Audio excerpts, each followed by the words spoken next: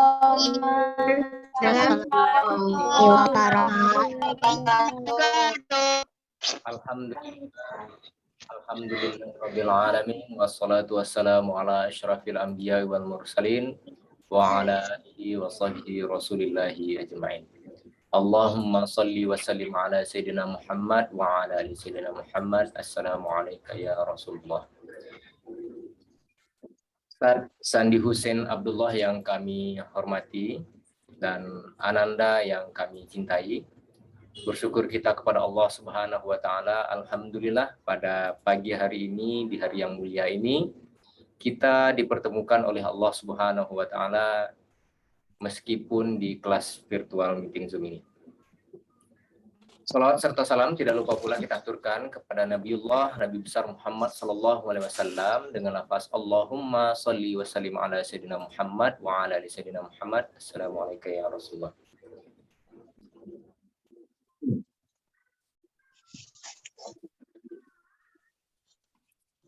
Anda semua, sebelum kita mulai kegiatan kita, ada baiknya yang pertama kali Pak Beni ingatkan mengenai bahwasanya guest speaker kita pada pagi hari ini, yaitu temanya adalah Ma'rifatun Nafs. Ya, insya Allah Ustadz yang akan membimbing kita, yang akan menyampaikan materinya sudah hadir bersama-sama kita, yaitu Ustadz Sandi Hussein Abdullah. Ya, nah tadi di khazanah pagi, insya Allah sudah disampaikan profil beliau kepada Ananda semua ya. Jadi Ustadz Sandi Hussein Abdullah ini adalah seorang magister pendidikan Islam ya di Universitas Ibnu Khaldun Bogor ya. Jadi lulusan terbaik. Nah ini Masya Allah ya, lulusan terbaik. Nah, semoga nanti ada ananda-ananda kita yang mengikuti jejak langkah beliau. Amin insya Allah. Baik, selanjutnya Pak Beni perlu ingatkan kepada ananda semua, silakan simak dengan baik materi yang disampaikan oleh Ustadz nanti. Kemudian jangan lupa menyiapkan buku catatan, ya alat tulis.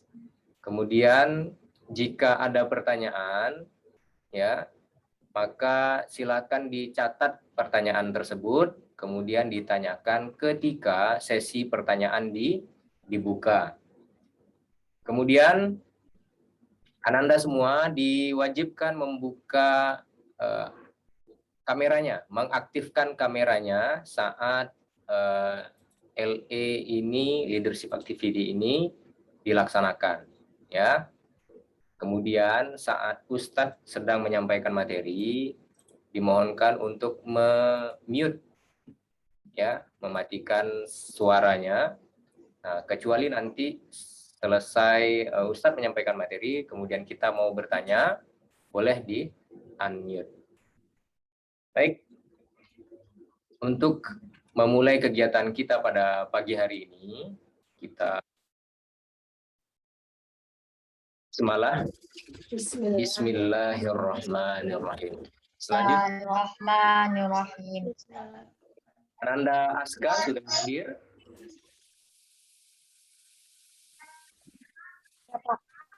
Siap ya. Baik, selanjutnya tilawah Al-Qur'an yang akan disampaikan oleh teman kita Aska. Kepada Aska dipersilakan.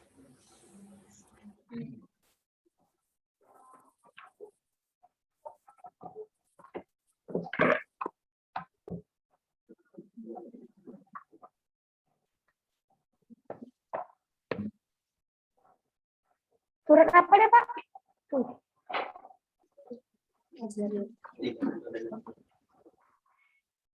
Tuh nilainya.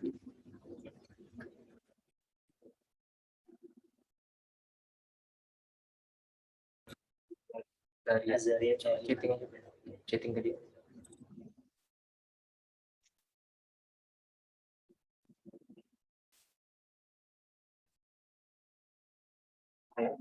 Di mana sudah?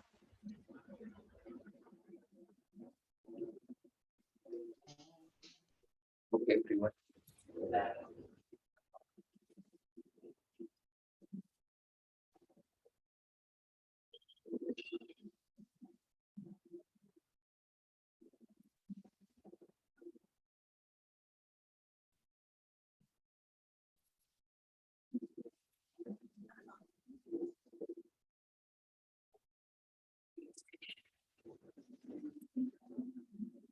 Ayo, Ananda Aska, silakan. أعوذ بالله من الشيطان الرجيم بسم الله الرحمن الرحيم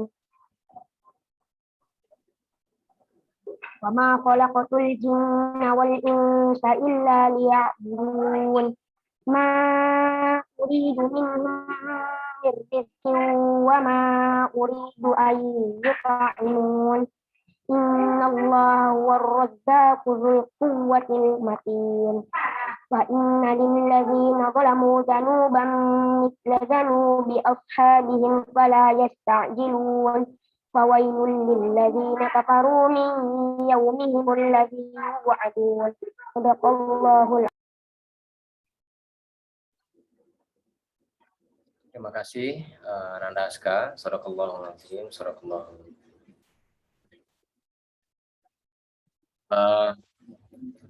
Semoga ayat yang dibacakan oleh Ananda Aska menjadi pahala bagi kita semua yang mendengarkannya, begitupun dengan Ananda Aska yang membacanya. Baik, selanjutnya kegiatannya adalah mendengarkan penyampaian materi yang akan disampaikan oleh Ustadz Sandi Hussein Abdullah. Kembali Pak Beni ingatkan kepada Ananda semua untuk mengaktifkan kameranya dan menyiapkan buku catatan. Ya.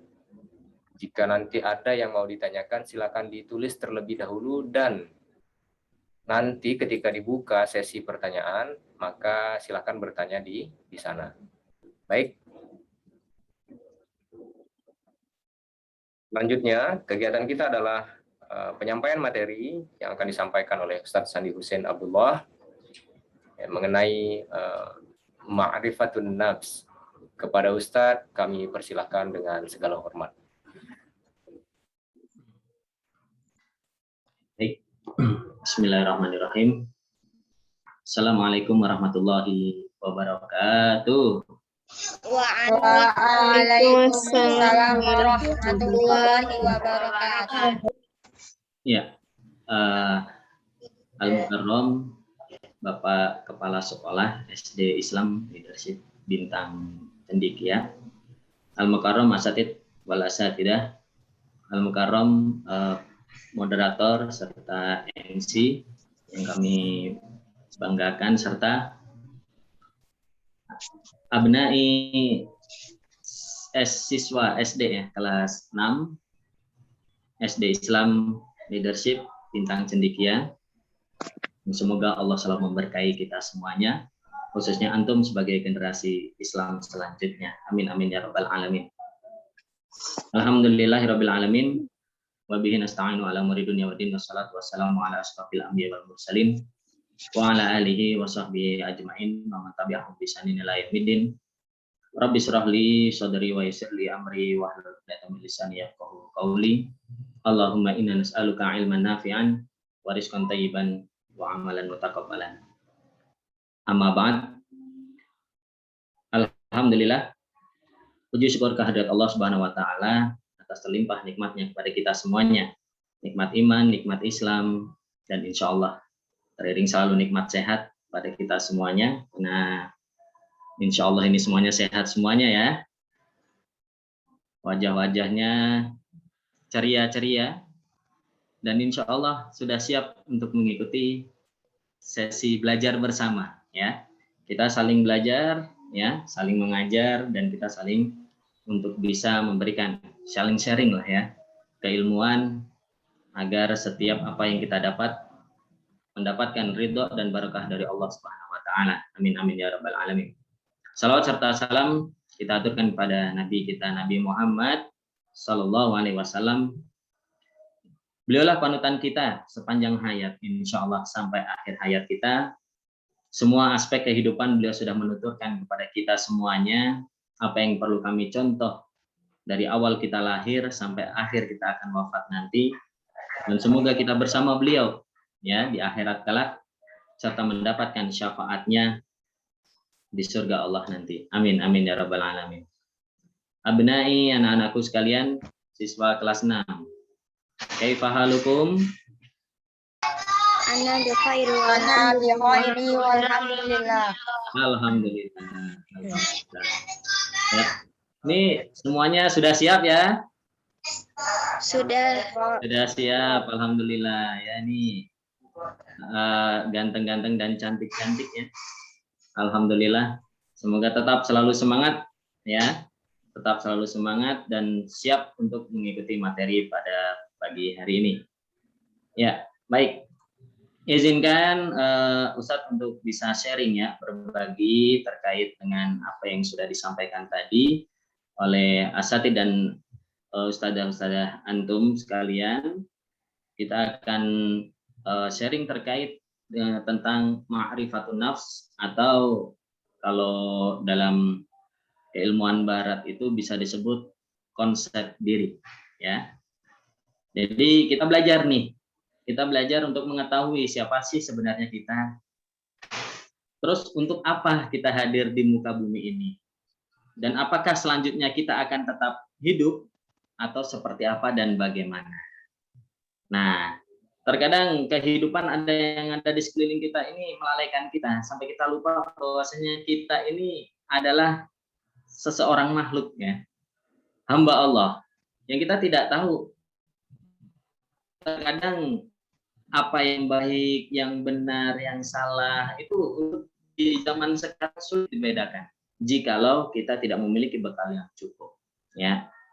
Maka insya Allah dengan kupas tuntas dan sharing materi pagi hari ini kita memiliki bekal itu semuanya ya, untuk bisa menghadapi dunia saat ini yang semoga kita juga bisa husnul khotimah ya nantinya ketika kita siap dipanggil oleh Allah Subhanahu wa taala. Baik, Ustadz mohon izin untuk sharing materi terlebih dahulu.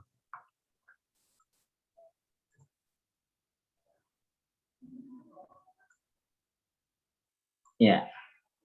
Apa sudah terlihat materinya di layar antum masing-masing?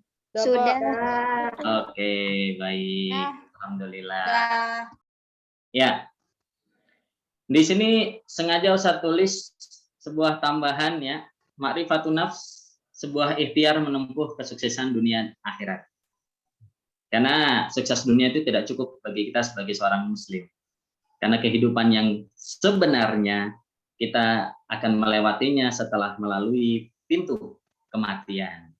Nah, terkadang urusan dunia kita mati-matian, mempersiapkannya itu totalitas.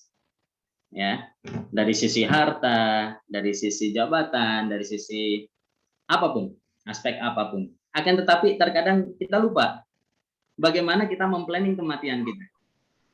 Ya, rumah masa depan sekarang banyak orang mengira rumah yang harga mungkin mahal ya. Lantai 2, lantai 3 atau mungkin 50 lantai kayak apartemen ya. Tapi ternyata ada rumah yang harus kita persiapkan yang ukurannya mungkin ini semuanya sama, standar, tidak ada perbedaan bagi kita semuanya. Ya. Nantinya insya Allah kalau kita sudah dewasa, rumah tipe 21 ini terkadang banyak terlupakan oleh kita semuanya. Usikum wa nafsi bitaqwallah. Nah, sepertinya kita harus mulai dini untuk melakukan hal tersebut, mempersiapkan itu semuanya. Nah, sebelum kita mulai pada inti pembahasan. Nah, saya ingin nanya dulu nih ke antum-antum semuanya, ya. Ada 3 hal yang mungkin kita akan bahas, ya, untuk menjadi batasan ya, batasan pembahasan kita pagi hari ini, biarnya tidak terlalu jauh, ya, supaya kita semua juga bisa fokus untuk bisa memaknai dan memahami. Syukur alhamdulillah kewajiban kita untuk bisa melaksanakannya dan mengamalkannya. Yang pertama kita akan mengetahui apa hakikat manusia diciptakan. Jadi sebenarnya kita ada di muka bumi itu kenapa sih? Untuk apa gitu? Dan siapa sih yang menciptakan kita? Nah, Terus kita akan membahas secara detail, mengupas tuntas ma'rifatun nafs dari sisi bahasa maupun istilah, ya, dari mudorot dan manfaatnya. Dan yang terakhir, nah ini sekarang bagaimana kita menggabungkan itu semuanya untuk persiapan kesuksesan dunia dan akhirat kita, ya. Nah 3 hal ini nih nanti yang akan kita bahas insya Allah, ya, semoga Allah meridhoi dan memberkahi aktivitas kita. Nah sebelumnya mungkin tidak asing dengan gambar ini. Ini kira-kira gambar apa? Ada yang bisa jawab?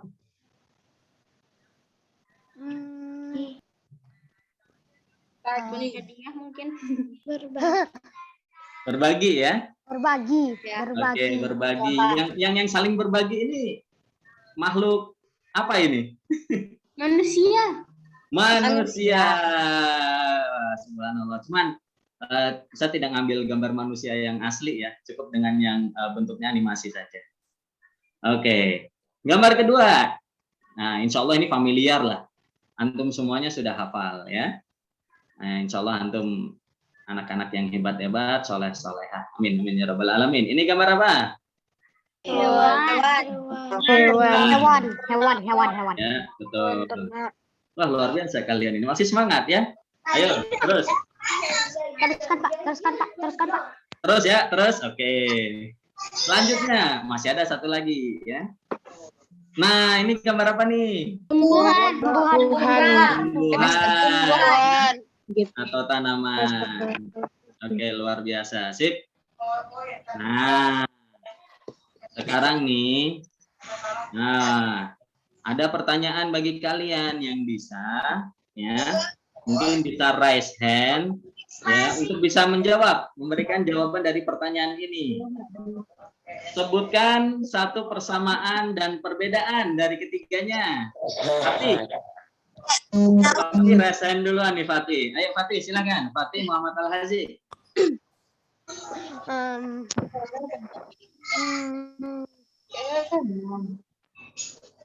Sebutkan satu saja, satu persamaan dan satu perbedaan dari ketiga ini. Samaannya Sama hidup. Perbedaannya manusia dan hewan membutuhkan makanan. Makanan, oke, terus Perbedaannya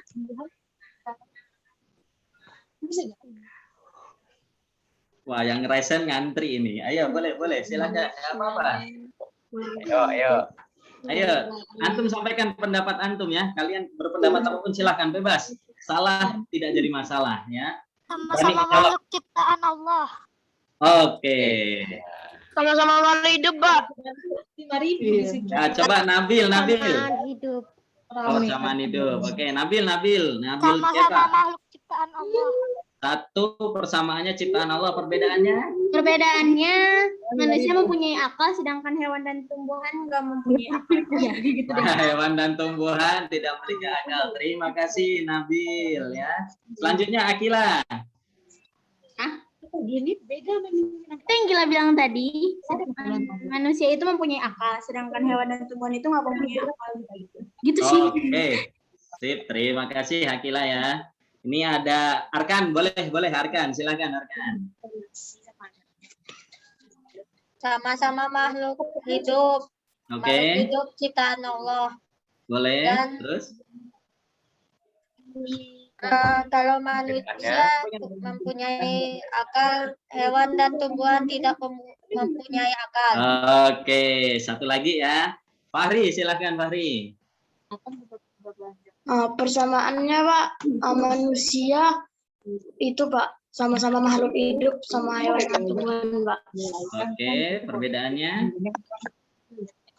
Kalau dia nggak sudah. Apa perbedaannya? Kalau kami makan di Suaranya terputus. sama kali. Fahri, boleh silakan. Pertanyaan jawaban selanjutnya perbedaannya? Bedaannya manusia punya akal sedangkan hewan tumbuhan tidak ada Pak. Oke, terima kasih ya bagi antum semuanya yang sudah memberikan jawaban dan pendapatnya. Ya. sebelum kita. Oke, alhamdulillah. Untuk persamaan seluruhnya jawabannya 100% benar. Ya. Subhanallah, ya. Semoga Allah memberkahi antum semuanya. Nah, terkait dengan perbedaan ini memang banyak sebenarnya ya.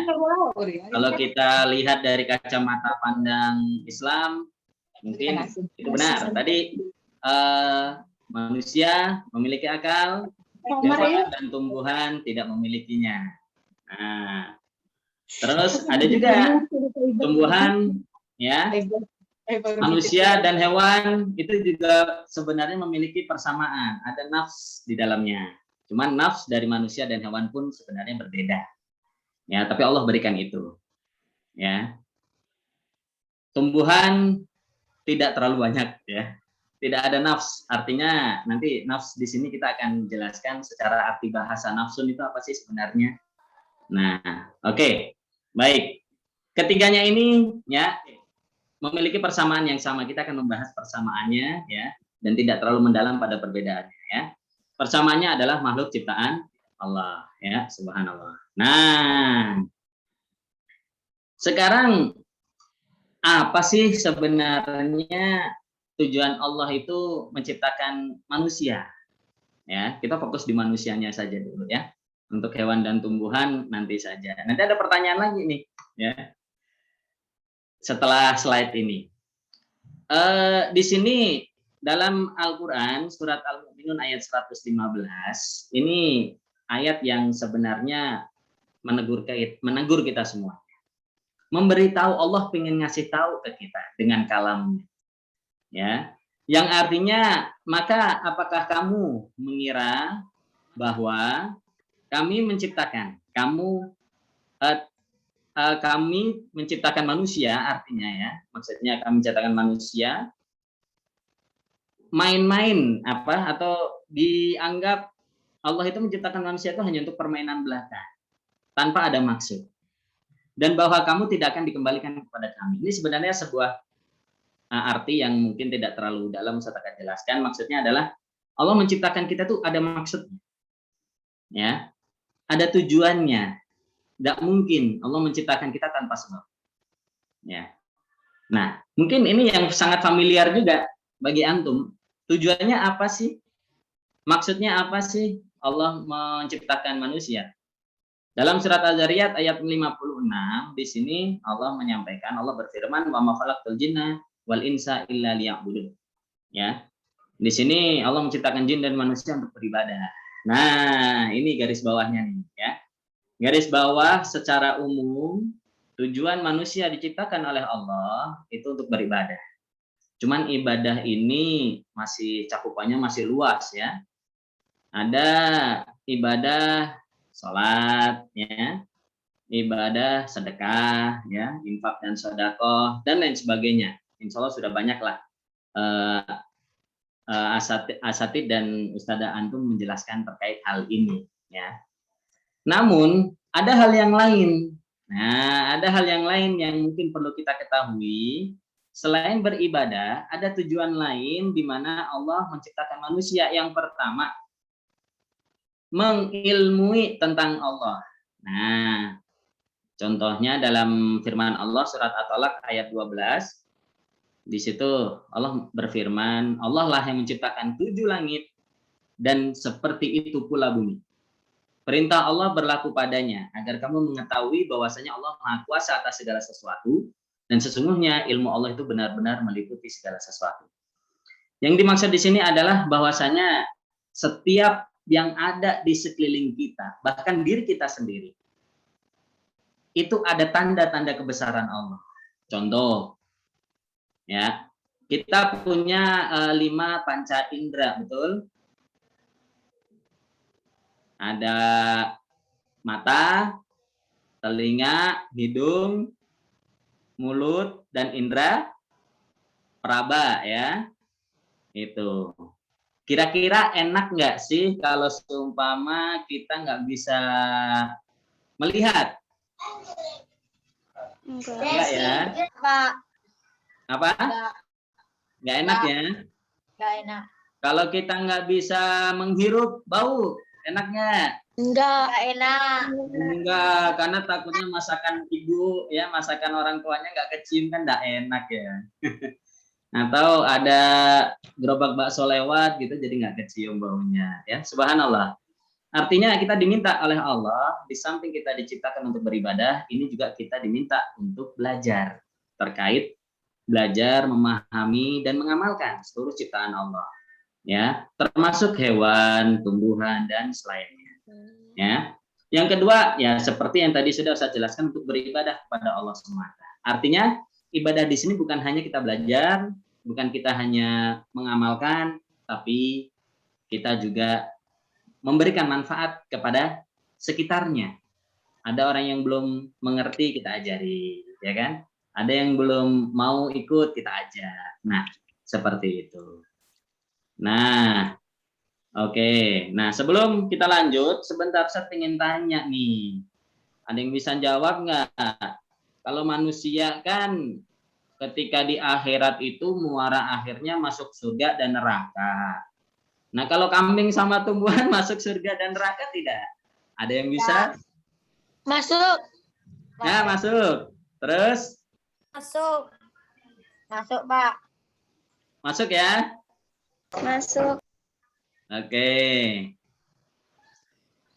Kalau tumbuhan dan hewan, nah ini beberapa ulama kita ya, dan beberapa hadis juga ada di situ dijelaskan. Mereka tidak sampai masuk ke surga kecuali yang sudah Allah kehendaki. Apa contohnya? Sapi, Pak. Sapi. Sapi. Sapi. Terus? Kambing. Kambing. Kambingnya Nabi Ismail itu masuk. Kucing. Kucing. Domba, Pak, domba. Kuda, Pak, kuda. Kuda. Oh ya. Ada juga hewan yang mungkin bagi kita najis, tapi ada yang masuk surga. Hewan apa itu? Anjing, Pak. Anjing. Hewan anjing miliknya Ashabul Kahfi. Subhanallah ya. Nah, hewan masih banyak lagi sebenarnya. Ada sapinya Nabi Daud kalau tidak salah ya. Terus kemudian ontaknya Rasulullah itu juga, dan beberapa lagi masih banyak, ikan pausnya Nabi Yunus ya, seperti itu. Nah, jadi yang hanya dikehendaki oleh Allah. Yang lainnya bagaimana? Yang lainnya tetap dihisab oleh Allah, akan tetapi tidak bermuara pada surga atau neraka. Nah, nantinya di dalam ada tidak? Insya Allah tetap ada ya. Itu ya, untuk memberikan kenikmatan kepada kita semua. Nah, lanjut untuk manusia sendiri nih. Kalau kita mengimani atau mengilmui tentang kebesaran Allah, kita bisa lihat dalam diri kita. Kita nih sebagai manusia, ada di dalam diri kita tuh ruh, ya, dan berupa jasad. Nah, ruhnya ini yang kadang tidak tampak. Cuman terkadang ketika antum, bukan melamun ya, mungkin ketika bermuhasabah, ada suara-suara dari dalam hati antum ya yang berbicara, kemudian memberikan petunjuk ya. Melalui itu kita semua diberi petunjuk oleh Allah untuk melakukan sebuah kebenaran. Nah, sebagaimana ya, jika kita mendalami betul dalam diri kita, sebenarnya kita akan tahu, oh ternyata kita ini benar makhluk ciptaan Allah. Sebagaimana hadis Rasulullah di sini, man arafa nafsahu arafa rabbahu. Jadi barang siapa yang mengenal dirinya, sungguh ia telah mengenal Tuhannya. Dari mana kita mengenal? Dari seluruh apa yang kita miliki ini. Di sini ada otak ya, kemudian dan masih banyak lagi, ada jantung. Nah, terkadang kalau Ustadz sendiri tuh masih bertanya-tanya, kalau menyalakan laptop itu pakai listrik nggak? Enggak. Kalau baterainya habis, nyolok ke listrik nggak? Iya. Iya. Nah, laptopnya jalan kan begitu. Terus nyalain televisi pakai listrik nggak? Iya. Nah, kalau nyalain manusia pakai listrik nggak? Yakin itu oleh nyawanya. Oh, oleh nyawanya. Ya, betul ya. Nah, disitulah ada ruh. Nah, tapi di sini ada juga kadang Ustadz bingung. Ini nyalain semua pakai listrik, tapi nyalain manusia nggak pakai listrik. Kalau pakai listrik malah mati gitu ya. Nah, ada jantung. Nah, nyalain jantung pakai listrik nggak? Enggak. Nah, kenapa jantung nggak berhenti? Ayo. Karena jantung. nggak berhenti sih. Karena kalau jantung berhenti berarti kita udah mati. Nah, Mati. betul ya. Karena jantung kalau berhenti kita mati, artinya adalah di situ ada kendali Allah dalam diri kita.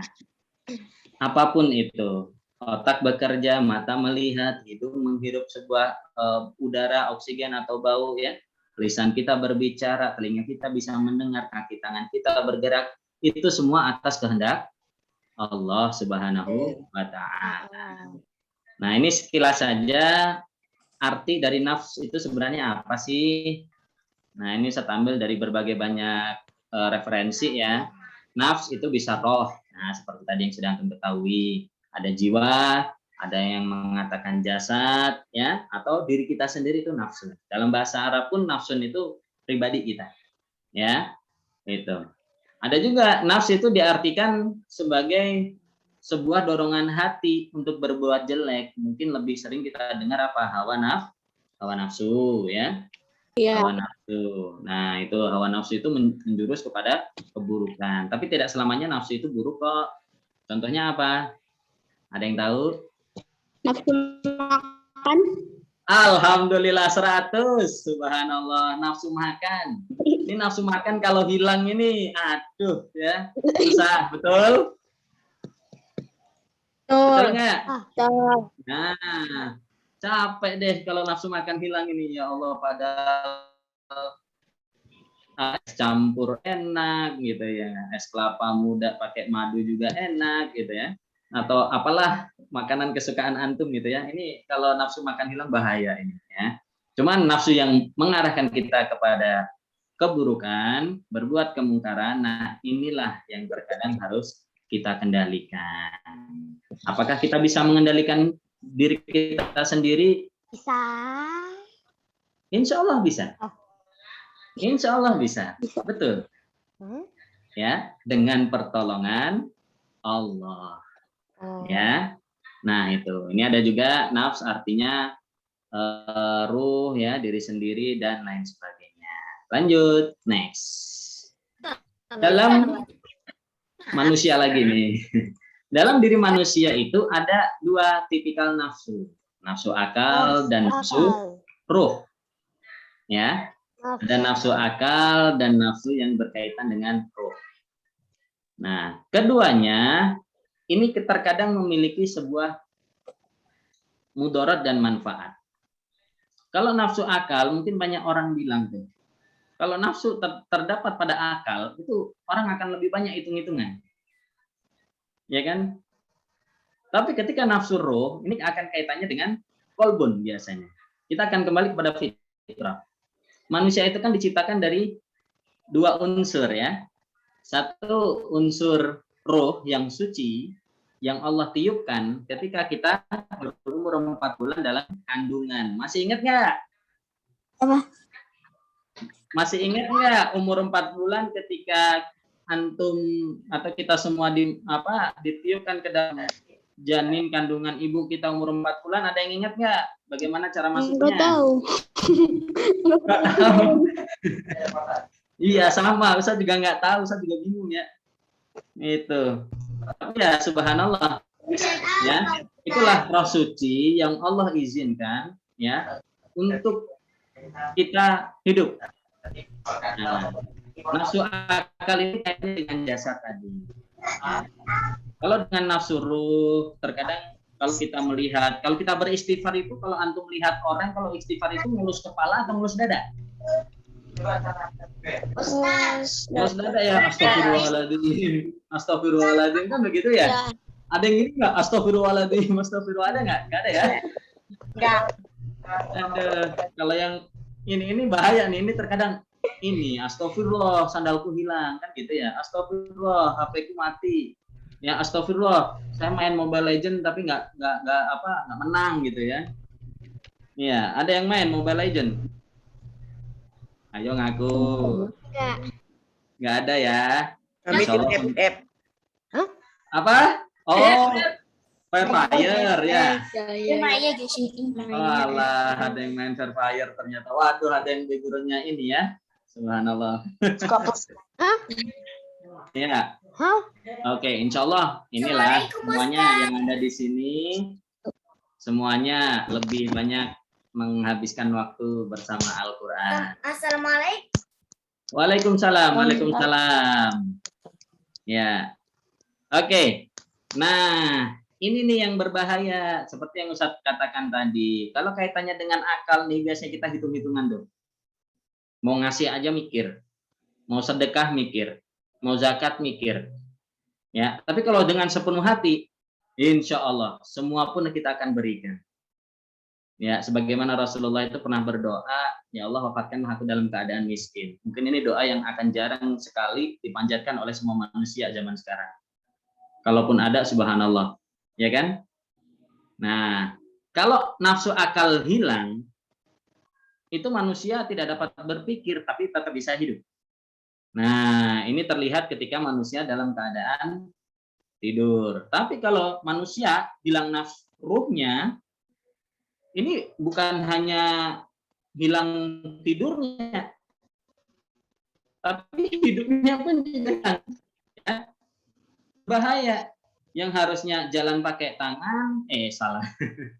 Jalan pakai kaki, jalan pakai tangan. Ya. Dan lain sebagainya yang terkadang kita akan banyak beristighfar ketika kita melihat orang yang hilang nafsu rohnya. Nah, sedikit mungkin Ustadz bisa jelaskan nafsu itu kenapa sih kok sampai orang kehilangan nafsu itu bisa hilang hidup juga? Ya karena inilah yang menggerakkan, mengatur manusia, dan ini adalah kunci ya yang sangat efektif mengatur kehidupan manusia. Ya, terkadang kita itu ketika melakukan segala sesuatu yang kurang benar, kita masih menggunakan akal kita.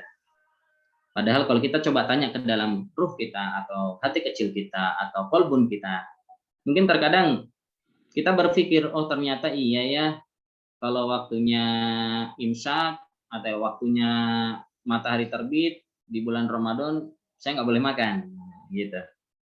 Atau ketika ada orang yang mengucapkan salam, kenapa ya saya tadi tidak menjawab? Nah itu biasanya kita lakukan dengan introspeksi atau muhasabah diri. Ya, terkadang kita lupa untuk menanyakan itu kepada teman kita yang penuh dengan kejujuran, dan itu adalah cahaya yang Allah berikan. Nah, memang sih nafsu selalu mengajak dalam pelanggaran dan lebih mengutamakan kehidupan dunia. Tapi jika tadi kita kembali mengingat Allah, karena kita hambanya, kita ciptaannya, insya Allah tadi yang sudah disampaikan oleh salah satu dari antum, kita akan bisa mengendalikan nafsu kita. Ya, sebagaimana nih yang tercantum dalam surat Asy-Syams, insya Allah semua sudah pada hafal ya, ayat 9 dan ayat 10. Qad aflaha man zakkaha wa qad khaba man dassaha. Kalau kita mau beruntung, maka kita sucikan jiwa kita. Kita sucikan roh kita, kita sucikan nafsu kita. Tapi kalau kita kotori, ya kita akan merugi. Nah, ini yang berbahaya. Oke, lanjut. Nah, langsung saya tampilkan semuanya ya. Nah, maka semuanya itu perlu kita ketahui. Nah, sekarang makrifah itu artinya apa sih? Makrifah itu artinya mengenal, mengetahui, menghayati, ya, berbagai objek ilmu pengetahuan secara rinci.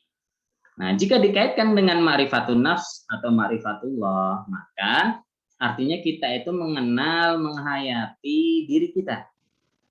Ya, kalau ma'rifatun nafs, kita mencoba untuk mengenali diri kita.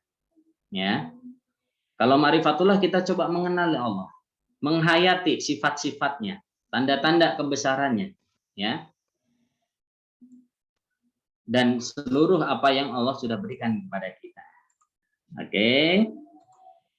Nah, kenapa sih kita perlu harus mengetahui siapa diri kita sebenarnya? Tadi dari awal sampai sekarang bisa sudah sampaikan, kalau kita ini hamba Allah. Kita dihidupkan oleh Allah untuk beribadah kepadanya, dan kita akan Pasti kita akan menghadap kepadanya suatu saat. Dan kematian itu menjemput kita, syaratnya tidak harus tua. Ya, tidak harus tua.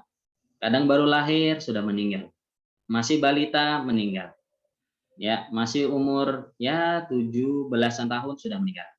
Ada yang sudah tua juga meninggal. Ya, memang itu sudah sampai pada umurnya. Jatah kita kalau kita melihat Rasulullah itu jatah hidup kita di dunia itu hanya 60-63 tahun saja. Ya, akan tetapi namanya kematian itu rahasia Allah yang tidak diketahui oleh siapapun. Ya, maka perlu sekiranya kita mengetahui diri kita untuk benar-benar kita menjadi roh yang suci, sebagaimana Allah berikan roh tersebut kepada kita sebelum kita lahir di muka bumi. Nah, ada yang tahu nggak? Nih pertanyaan lagi nih, kenapa kalau bayi lahir itu nangis? Yang tahu angkat tangan, nanti dapat hadiahnya dari ustadzah-ustadzahnya loh. Karena sakit Pak habis diinjekan ibunya. Oh gitu. Ya, bagus. Terima kasih. Ada yang lain? Karena dia belum bisa bicara. Belum bisa bicara, betul. Ada yang lain? Fatih, silakan. Nangis karena mau cari ibunya. Nangis mau cari ibunya. Oke. Terima kasih Fatih. Ada yang lain? Tadi Zahid boleh duluan Zahid. Royan boleh Royan dulu.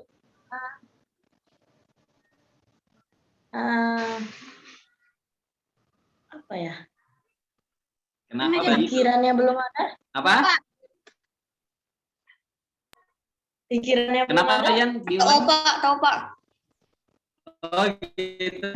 Ya, silakan. Terima kasih Royan. Takut kata Fasya. Oke, boleh. Zahid? Gara-gara apa Pak? Terharu dia baru datang di dunia. Wah, subhanallah, terharu ya karena baru kali itu ketemu ibunya, karena 9 bulan ada di perut, nggak tahu kayak seperti apa ibunya ya. Itu boleh ya. Terima kasih bagi antum yang sudah menjawab. Nah, mungkin ini bisa menjadi tambahan ya, makrifat bagi antum, pengetahuan bagi antum. Kenapa sih bayi lahir ya kemudian menangis? Kalau kita lihat dari sudut pandang kacamata dokter, ya kalau kita dokter nih biasanya punya pandangan yang berbeda terkait kenapa bayi lahir harus nangis. Kalau kata dokter sih, bayi lahir tuh harus nangis. Tangan dokternya kasar Pak mungkin. Emosi dokternya. Dokternya emosi ya. Ya, oke. Alasannya karena kalau kata dokter, bayi itu lahir harus nangis. Karena kalau tidak nangis, kan jantung itu tidak terpompa. Ya kan? Ketubannya masih. Iya, dan suhu udara dalam kandungan ibu dengan suhu udara ketika dia berada di dunia itu berbeda. Nah, terkadang tangisannya itulah yang akan memompa jantungnya untuk bisa ya mengaktifkan seluruh organ dan mengadaptasikan organnya dengan apa yang suhu lingkungan yang ada di dunia. Itu kalau dilihat dari kacamata dokter ya, simpelnya begitu. Nah, tapi kalau dilihat dari kacamata pandang Islam, nah ada yang menyampaikan bahwasanya bayi lahir menangis itu karena sedih. Sedih karena apa? Karena si bayi itu berpisah dengan Allah. Semasa di kandungan, ya, semasa di kandungan itu mungkin bayi itu aman, nyaman, tentram. Atau sebelum ditiupkan ruhnya ke dalam janin, ya, yang ada di dalam kandungan, itu sempat berpisah sama Allah karena takut. Sebenarnya di situ sudah menyampaikan ruh bayi tersebut, wah, ya Allah, nanti kalau saya lahir di dunia, saya takut nanti nggak ada yang bimbing saya. Nanti saya lupa sama Allah. Di dunia itu banyak kejahatan loh. Nah, gitulah. Mungkin ya percakapannya seperti itu ya kalau kita lah ya, kalau antar kita ya kepada orang tua. Jadi menangis itu sebenarnya menangisi kondisi di muka bumi ini. Ya, takut ya. Pak, boleh Fatih, silahkan. Kalau kita baru lahir, kita kan nggak sadar kalau kita lagi nangis. Kalau kita udah lahir. Iya, betul, betul. Nah, kan tidak sadar ya, tapi itulah yang namanya fitrah, ya kan? Fitrah yang sudah ditetapkan oleh Allah, dan insya Allah hal itu menjadi sebuah mungkin syarat ya, kalau kita harus nangis. Nah, akan tetapi Allah sebenarnya sudah menyampaikan, ingatlah aku, ikutilah seluruh aturanku, dan insya Allah aku akan memberikan malaikat yang akan selalu membimbingmu, menemuiku, dan mengingatku. Siapakah malaikat tersebut? Malaikat tersebut adalah ibu, ya. Jadi ibu antum, ya, bapak antum, itu adalah malaikat yang Allah berikan untuk antum, ya, selalu mengingat Allah, ya. Karena apapun itu, jika kita berpegang teguh atas apa yang Allah syariatkan, Allah tetapkan, insya Allah kita tidak akan pernah khilaf, kita tidak akan pernah melakukan sebuah hal yang buruk. Makanya perlu sekali kita mengenal diri kembali. Makanya tadi kalau kata Fatih kan, kita belum bisa berpikir, belum sadar, betul. Maka ibu, bapak, guru antum, ustadzah antum, itulah yang akan menggiring antum untuk kembali lagi mengingat bahwasanya oh iya, dulu saya ini adalah roh suci yang Allah tiupkan dalam kandungan ibu. Nah, seperti itu, ya. Jadi supaya kita tidak tersesat, ya, supaya tangisan kita itu penuh dengan bahagia, ya, tawa, canda, bahagia, dan semoga itu semua membantu kita untuk berada dalam Allah Subhanahu wa taala, ya. Itu. Oke. Nah, begitu juga ini sama ya. Allah menciptakan kita itu, menciptakan manusia agar manusia itu memahami, mengenal siapa dirinya. Siapa yang menciptakannya? Tugasnya apa? Tugas kita itu sebagai apa? Khalifah fil ardh, ya. Sebagai khalifah di bumi. Kita leadernya nih. Kita leader yang harus melakukan kebaikan, mengajak kebaikan dan mencegah kemungkaran. Ya, memang sih akan banyak. Sebentar Fatih ya, saya jelaskan dulu. Nanti boleh bertanya. Mohon maaf ya Fatih. Nggak apa-apa. Good, Fatih. Ya, Ustadz kalau hadir di Riau ada reward dah langsung buat antum semuanya ya. Tapi kita terhalang oleh pandemi ini juga atas kehendak Allah. Nah, jadi di sini kita ini sebagai leader, kita harus jadi leader untuk mengajak kebaikan dan mencegah keburukan. Mencegah bukan mengobati ya. Jadi ketika kita melihat suatu kemungkaran yang kita cegah. Apakah akan mudah urusan seperti itu? Insya Allah tidak, betul? Ya. Sebagaimana film Doraemon, ada yang nonton? Ada, Pak. Gak sering lagi. Semuanya nonton ya. Iya. Nobita kalau ketemu Giant berpelukan atau berantem? Berantem. Aja. Pasti berantem ya. Ya Allah. Kapan Nobita sama Giant ini maaf-maafan ya? Mereka nggak Idul Fitri sih soalnya ya. Coba Idul Fitri ya, maaf-maafan setahun sekali ya. Nah, biar dan batin. Dia Imlek, Pak. Nah, jadi apakah Nobita mukul balik Giant? Enggak.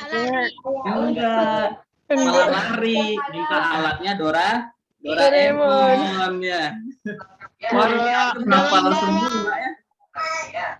Ya, subhanallah antum. Nah, artinya ketika ada kemungkaran memang agak sulit ya bagi kita untuk bisa mencegahnya. Akan tetapi insya Allah tugas kita mengingatkan ya bahwasanya hal-hal yang buruk tersebut akan menjerumuskan kita semua. Nah sekarang bagaimana sih kita ini bisa paham betul dan menguatkan nafsu kita? Mari Bapak, kita bisa mengendalikan hawa nafsu kita. Kita bisa mengenal diri kita, memperkuat hubungan kita dengan Allah agar kita kuat juga hubungan kita dengan manusia. Nah di sini ulama Ibnul Qayyim menyampaikan dua hal ya. di sini ada ma'rifatullah dan ma'rifatun nafs seperti yang saya sampaikan tadi. Kita harus mengenal betul Allah. Kita harus mengenal betul diri kita sendiri sebelum kita mengenal orang lain. Jadi kita lihat diri kita sendiri baru orang lain. Nah, maka insya Allah ketika kita sebagai seorang muslim itu akan kuat ketika kita lakukan, ketika kita perkuat keimanan kita, ibadah kita, muamalah kita atau hubungan sosial kita, ya, muasyarah kita, akhlak dan adab kita. Insya Allah ini bagian dari tazkiyatun nafas yang akan memperkuat ya diri kita, keyakinan kita bahwasanya kita ini hamba Allah, ya, kita hamba Allah yang kuat, ya, yang selalu optimis dan melakukan segala sesuatu, ya, dan bahkan kita melihat potensi diri kita, apa yang bisa kita amalkan, karena Rasulullah pernah menyampaikan sebaiknya manusia itu bukan manusia yang kuat, bukan manusia yang gede badannya, bukan yang berotot, atau bukan yang hanya sekedar pintar, ya, tapi kata Rasulullah, manusia yang baik itu, leader yang baik itu, ya, hamba Allah yang baik itu adalah yang bermanfaat bagi orang lain. Tapi, ya, andai kata kita tidak mengetahui diri kita yang bisa kita berikan, ya, untuk kita amalkan atau kita memberikan manfaat pada lingkungan kita, ini juga akan menjadi sebuah permasalahan, ya. Maka terkadang kita harus bertanya, apa sih potensi saya yang bisa saya amalkan? Saya tidak punya harta, tapi saya punya tenaga. Saya akan bantu orang lain dengan tenaga saya, ya kan? Saya nggak punya harta, tapi saya punya keahlian public speaking, ya, untuk berdakwah, maka akan saya gunakan, ya, potensi itu. Saya ahli ngoprek barang, ya, karena orangnya terampil dan kreatif. Memang saya nggak punya harta, tapi saya bisa membantu orang lain untuk melakukan hal tersebut, ya, dari hal yang mungkin dipandang kurang bagus jadi bagus. Nah, ini juga terkadang pesan Rasulullah terkait hawa nafsu itu adalah suatu hal yang ditakutinya. Maka dengan cara memperkuat 5 pokok tadilah, insya Allah kita akan menjadi pribadi yang kuat. Nah, ini ada pesan nih dari ulama kita, ya, Imam Al-Ghazali. Di sini pernah nanya nih ke murid-muridnya, ke santri-santri beliau, apa yang paling dekat dengan diri kita di dunia? Katanya ada yang menjawab orang tua, guru, teman, kaum, kerabat. Tapi Imam Al-Ghazali menyampaikan, ya, bahwasannya yang paling dekat adalah kematian. Ya, yang paling jauh masa lalu, yang paling tajam di dunia ini adalah lidah manusia, bukan pisau. Dan yang paling besar di dunia ini adalah hawa nafsu, bukan gunung, bukan matahari, bukan bumi. Bahkan Rasulullah pun menyampaikan musuh terbesar dalam diri kita itu bukan musuh orang kafir Quraisy yang sekian ribu pasukannya. Ya, ketika itu jumlah pasukan Rasulullah hanya ratusan. Ya, makanya Rasul menyampaikan yang paling besar yang menjadi musuh utama kita bukan mereka, bukan kafir Quraisy, tapi hawa nafsu kita sendiri. Nah, ini yang perlu kita ingat-ingat. Yang paling ringan di dunia adalah meninggalkan sholat, bukan kapas, bukan angin, bukan debu, bukan daun. Dan yang paling berat adalah memegang amanah. Nah, ini terakhir saya ingin menyampaikan, terus bagaimana sih kita harus mengetahui diri kita, ya, baik sukses dunia maupun akhirat. Nah, who am I, ya. Nah, kalau tadi who am I tapi urusan akhirat nih. Sekarang who am I urusan dunia, ya. Supaya antum benar-benar bisa mengetahui diri sendiri, bisa memiliki kepribadian yang kuat, bisa memiliki manfaat yang banyak, antum ahli di berbagai bidang, dan itu yang bisa antum amalkan, ya. Nah, di sini coba nanti dicek ya masing-masing, ya. Ini penting nih. Nanti boleh kok Ustaz share. Who am I? Nah, di sini ada who am I dari sisi kecenderungan dan sisi potensi. Ada 4 tipe kepribadian. Nah, kalian masuk sanguinis, melankolis, koleris, flekmatis, atau introvert, ekstrovert, menggunakan otak kanan, otak kiri, ya. Atau ada 8 tipe kecerdasan, ada verbal, logis, visual, dan seterusnya. Dan bagaimana cara belajar antum? Nah, ada yang belajarnya tiduran, tapi ketika ditanya bisa, ya. Ada yang sampai mati-matian gitu, ya. Tapi ya bisa juga, alhamdulillah. Nah, coba dicek. Ini nanti penting nih, antum harus membuat peta diri untuk bisa menentukan siapa diri antum. Maka kita harus melihat kekuatan dan kekurangan, kelebihan dan kekurangan dalam diri kita. Akan tetapi pesan Ustaz, jangan pernah hanya fokus pada kekurangan. Orang lain boleh mengetahui kekurangan kita, tapi sampaikan kepada teman antum, wahai temanku, kekurangan yang ada pada diriku itu atas kehendak Allah. Maka bantulah aku untuk menutupi kekurangan tersebut dan seterusnya. Ya, ini Ustaz pertontonkan saja ya sisanya. Ini orang sanguini seperti apa, melankolis apa, flegmatis, koleris, ya, introvert, ekstrovert seperti apa, ya, itu. Nah, ini yang otak kanan, otak kiri nih, berarti yang otak kanan, ya, yang otak kiri bahasa, ya, angka, analisa, logika. Nah, yang otak kanan kreatif nih, ya, ini biasanya insinyur nih, ya, itu. Nah, terus ini gaya belajar antum, jenis kecerdasan, ya, dan yang sebelum terakhir ini gaya belajarnya seperti apa sih? Nah, nanti antum bisa cek di antum ya, auditorika, visualka, ya, intrapersonal, interpersonal, kinestetik, atau matematik.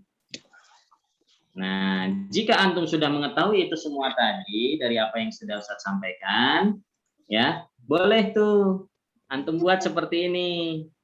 Coba di tengah ini mungkin digambar nih, gambar antum ya. UMI, mengenal konsep diri. Nanti materi-materi tadi boleh Ustaz share ya, untuk antum bisa merenungkan, bermuhasabah diri.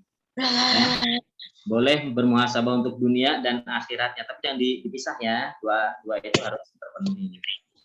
Atau boleh dibuat seperti ini juga. Nih, saya belajarnya seperti ini ya, atau bisa juga, nah, bisa mempersiapkan map sukses, ya, peta sukses antum dengan cara seperti ini.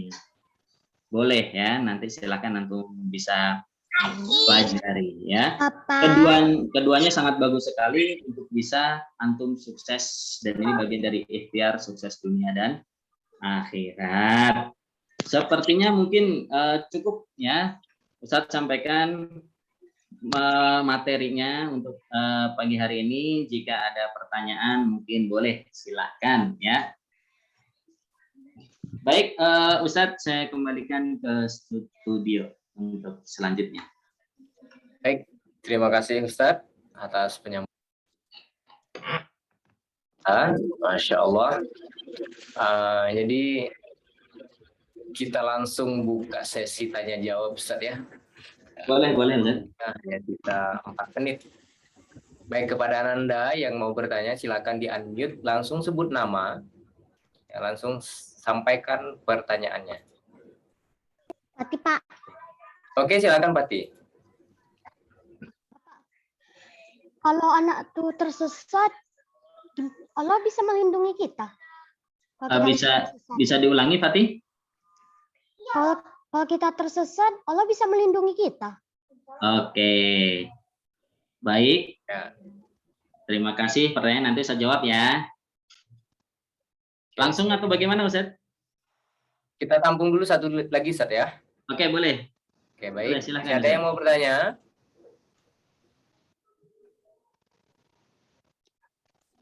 Kansa, Akila, Rizuki? Nggak ada, Pak. Nggak ada. Nafisa, silakan. Assalamualaikum. Sebenarnya hawa nafsu itu datangnya dari mana? Oke, terima kasih. Baik. Kita tutup dulu sesi tanya jawabnya. Silakan Ustadz, langsung dijawab 2 pertanyaan. Yang pertama, pertanyaan dari Pati. Jika seorang anak tersesat Ustadz, itu nanti Allah memberikan pertolongan atau enggak? Kemudian yang kedua, dari Nafisa. Nah, ini pertanyaannya juga bagus ya. Sebenarnya nafsu itu datangnya dari mana Ustadz? Gitu. Silakan Ustadz. Ya, terima kasih Ustadz. Ya, baik. Terima kasih juga untuk Fatih. Ini pertanyaannya menarik ya. Kalau kita tersesat, Allah bisa menolong kita tidak? Nah, gitu. Ustaz coba gambarkan seperti ini. Kalau Fatih sama orang tua sedang perjalanan dari Riau menuju Aceh. Terus kemudian pakai Google Map nggak bisa, di jalan nggak ada, papan petunjuk jalan juga nggak ada. Itu berarti Fatih dikatakan tersesat tidak? Fatih? Ya. Tersesat ya? Kira-kira kalau seperti itu Fatih ngelakuinnya apa yang Fatih lakukan? Mencari pertolongan sama orang lain. Oke, bertanya kepada orang lain, betul? Betul ya, Fatih mendatangi orang sekitar terus tanya, Pak, kemana arah jalan ke Aceh, kan begitu? Ya. Oke, subhanallah ya. Nah, terus kalau kita tersesat, apakah Allah bisa menolong kita? Jawabannya kalau ini tidak bisa digambarkan dengan yang tadi ya, karena tidak mungkin Fatih tersesat terus Fatih datang ke Allah gitu ya, tidak.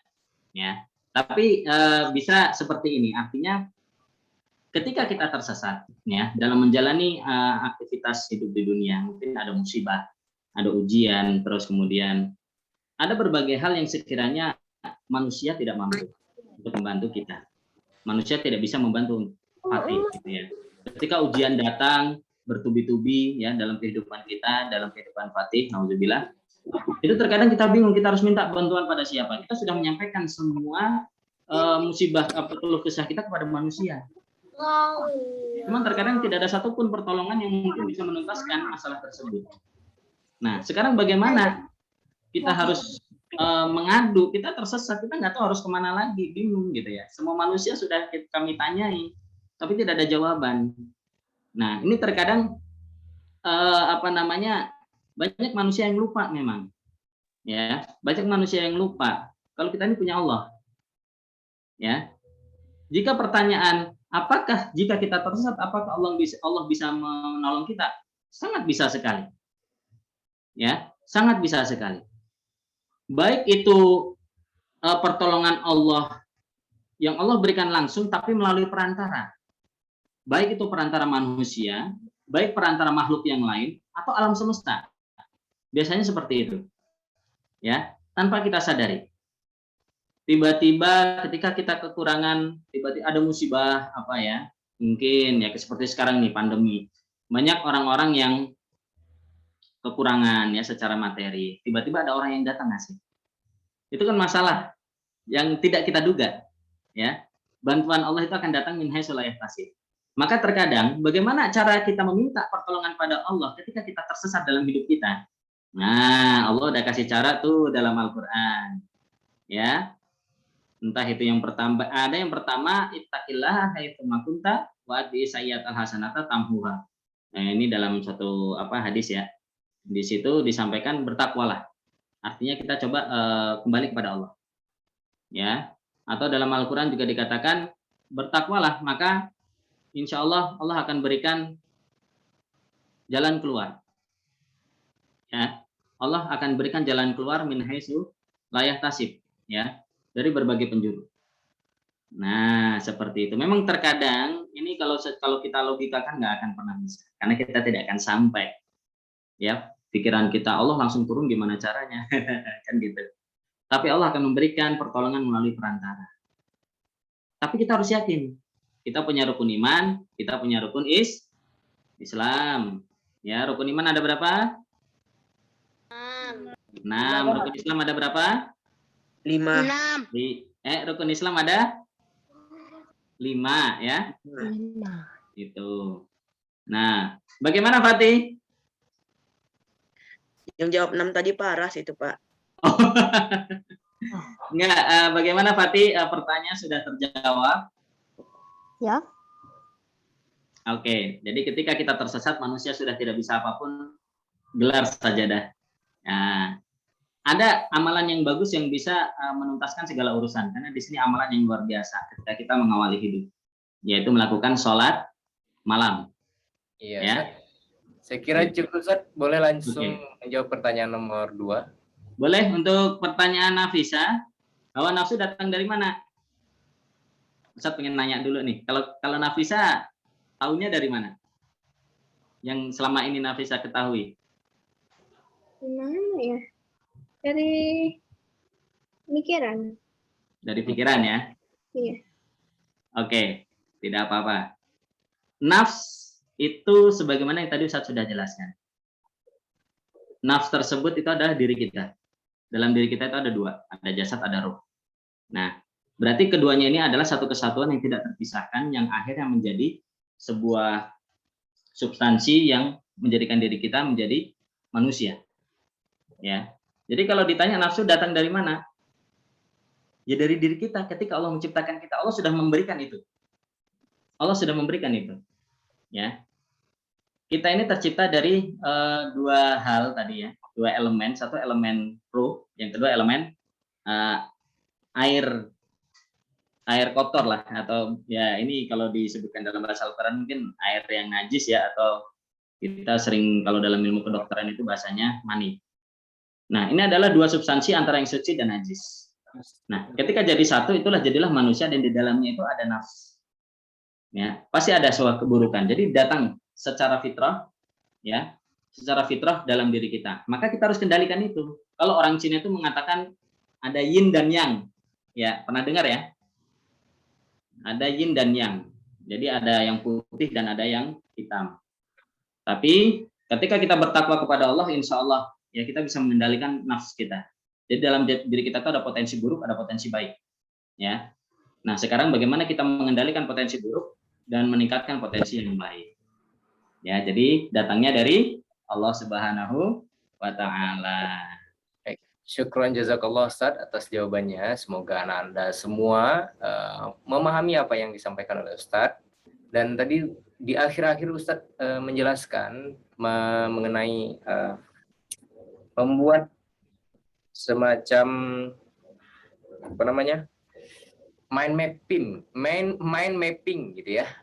Jadi Ananda kebetulan ya memang tugas akhir kita, proyek akhir kita di term 1 ini adalah membuat mind map ya.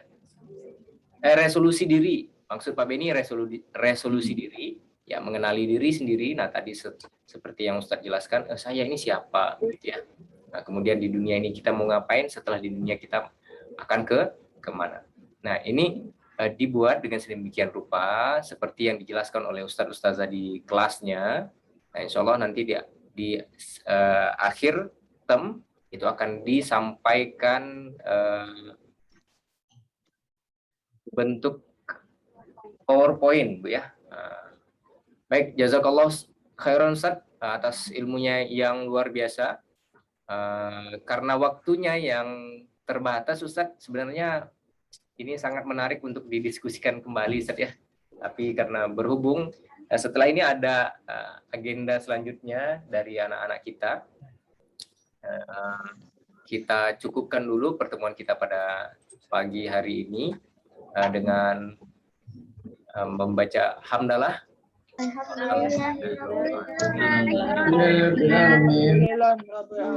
Dan kita ucapkan jazakallah khairan kepada Ustadz semuanya. Ayo Ananda semua.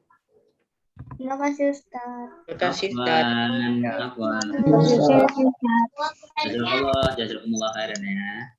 Kita tutup dengan membaca doa penutup majelis. Subhanakallahumma wa bihamdika. Assalamualaikum warahmatullahi wabarakatuh. Waalaikumsalam warahmatullahi wabarakatuh. Waalaikumsalam warahmatullahi wabarakatuh.